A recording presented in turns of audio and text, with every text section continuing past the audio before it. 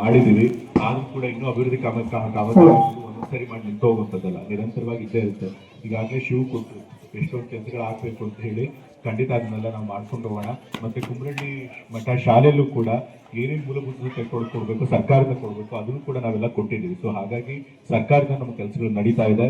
ಮತ್ತೆ ಯಾವುದಾದ್ರೂ ಒಂದು ಕ್ಷೇತ್ರದಲ್ಲಿ ಶಾಲೆಗಳಲ್ಲಿ ಉತ್ತಮವಾದಂಥ ಸೌಕರ್ಯಗಳು ಹೆಚ್ಚಾಗಿದ್ರೆ ಅದು ವರ್ಣಾ ಕ್ಷೇತ್ರ. ಯಾಕೆಂತಂದ್ರೆ ಇದು ಮುಖ್ಯಮಂತ್ರಿಗಳ ಕ್ಷೇತ್ರ ಅಂತ ಹೇಳಿ ಬರೀ ವರ್ಣಾ ಕ್ಷೇತ್ರದಲ್ಲಿರೋ ಕಂಪನಿಗಳು ಮಾತ್ರ ಅಲ್ಲ, ಹೊರಗಿನ ಕಂಪನಿಗಳು ಕೂಡ CSR ಆಕ್ಟಿವಿಟಿಗೆ ಇಲ್ಲಿ ದುಡ್ಡು ಹಾಕ್ತಾ ಇದ್ದಾರೆ. ಸೊ ಹಾಗಾಗಿ CSR ಆಕ್ಟಿವಿಟಿ ಯಾವ ಕಂಪನಿಗಳು, ಹೊರಗಿನ ಕಂಪನಿಗಳು ಕೂಡ ಬಂದು ಇಲ್ಲಿ ದುಡ್ಡು ಕೊಡೋದು ಹಾಕ್ತಿವೆ ಅಂತಂದು ಎಲ್ಲ ದುಡ್ಡನ್ನು ಕೂಡ ಶಾಲೆಗಳಿಗೆ ಮತ್ತೆ ಅಂಗನವಾಡಿಗಳಿಗೆ ಹಾಕ್ತಾ ಇದ್ದಾರೆ. ಸೊ ಶಾಲೆಗಳಲ್ಲಿ ನಮ್ಮ ಇಡೀ ವರ್ಣಾ ಕ್ಷೇತ್ರದಲ್ಲಿ ಯಾವುದೇ ಒಂದು ಶಾಲೆಯಲ್ಲೂ ಕೂಡ ಕೊಠಡಿಗಳ ಕೊರತೆ ಇರಬಾರ್ದು, ಮೂಲಭೂತ ಸೌಕರ್ಯಗಳ ಕೊರತೆ ಇರಬಾರ್ದು ಅಂತ ಹೇಳಿ ಅದನ್ನ ಆದ್ಯತೆ ತೆಗೆದುಕೊಂಡು ನಾವು ಎಲ್ಲಾ CSR ಹಣನೂ ಕೂಡ ಶಾಲೆಗಳಿಗೆ ಮತ್ತು ಅಂಗನವಾಡಿಗಳಿಗೆ ಹಾಕ್ತಾ ಇದ್ದೀವಿ.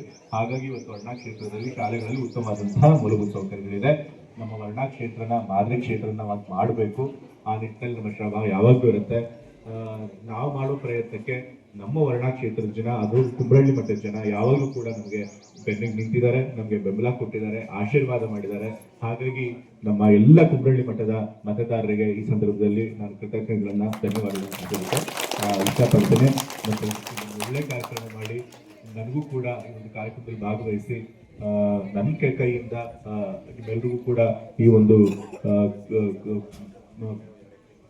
ಕಾರ್ಯಕ್ರಮಗಳನ್ನ ಅನುಕೂಲಗಳನ್ನು ಕೊಡೋಂಗೆ ಮಾಡಿಕೊಡೋದಕ್ಕೆ ಮತ್ತೊಮ್ಮೆ ITC ಅವರಿಗೆ ಅವ್ರದ್ದೊಂದು ಮಾದರಿ ಸಂಸ್ಥೆಯಾಗಿ ನಮ್ಮ ಕ್ಷೇತ್ರದಲ್ಲಿದೆ. ಹಾಗಾಗಿ ಮತ್ತೊಮ್ಮೆ ಅವರಿಗೆ ನಾನು ವಂದನೆಗಳನ್ನು ಧನ್ಯವಾದ ತಿಳಿಸಿ ನಾವು ಮಾತುಗಳನ್ನು